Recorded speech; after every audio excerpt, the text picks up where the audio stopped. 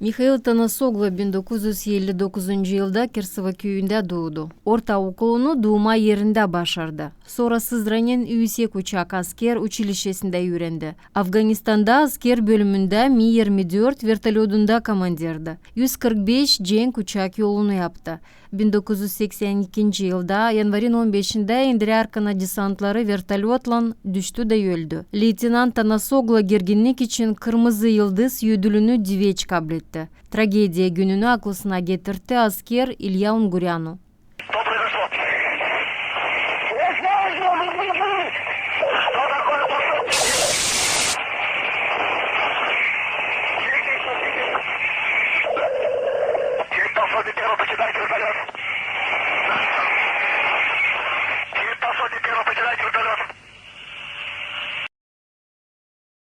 Мы встречались каждый вечер перед модулем.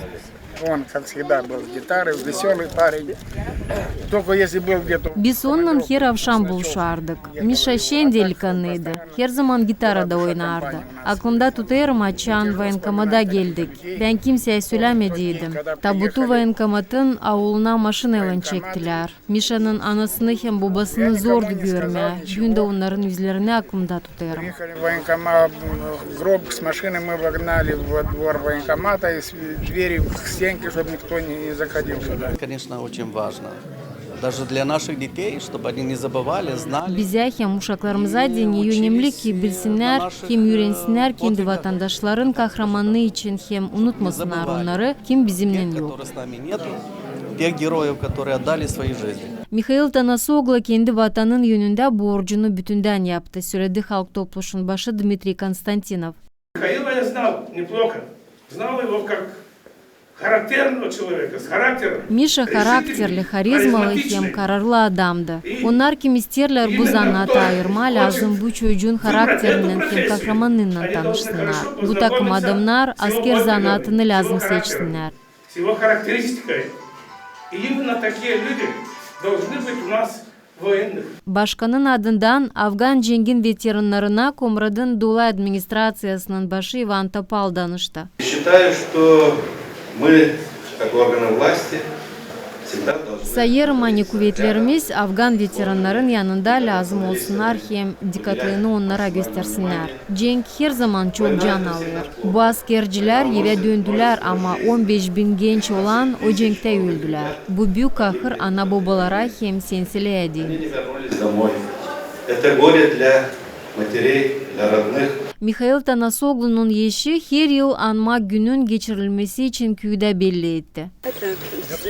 Şükürüm o insanlara kim anmak oluşunu hazırlar hem geçirir. Sizin hatırınızla Mişa için hepsi öğrendi. Михаил Танасоглу adına gimnaziyasının öğreticilerin adından direktör Maria Boykova sözünü söyledi.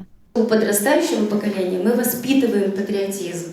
Мы формируем дружбу между учебными заведениями. Anarkana kahramanlarımızı uşaklarımızda patriotizmi hem dostluğu terbiye ederiz. Наших соревнований по настольному теннису, шашкам и шахматам, стрельбе и mini-futbolu. Konsert programmasında türküler yöttüler hem şiirler okundular. Bu korumak dünyayı gelen yılların geçerlerim.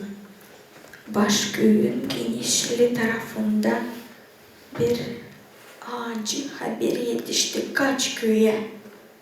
Bir bedkahır kaç canı yaktı. Gerçek sevdayı mezar kaptı. Başköyün gergin oğlu, ailenin güneşi, umudu Mihаил Танасоглу, bir kahraman, vatanını koruyan pelevan. Идут из Пакистана караваны, а значит есть работа для тюльпана. Идут из Пакистана караваны, а значит есть работа для тюльпана. Gimnaziyanın avlunda internasyonalist askercinin anma gününde kırmızı yapraklı meşe ağacını haşladılar hem Mihаил Tanasoglu'nun mezarına çiçekler koydular. Светлана Димитрогла, Елена Радкогла, Владислав Табачук, Артем Топал, ГРТ Хаберлер.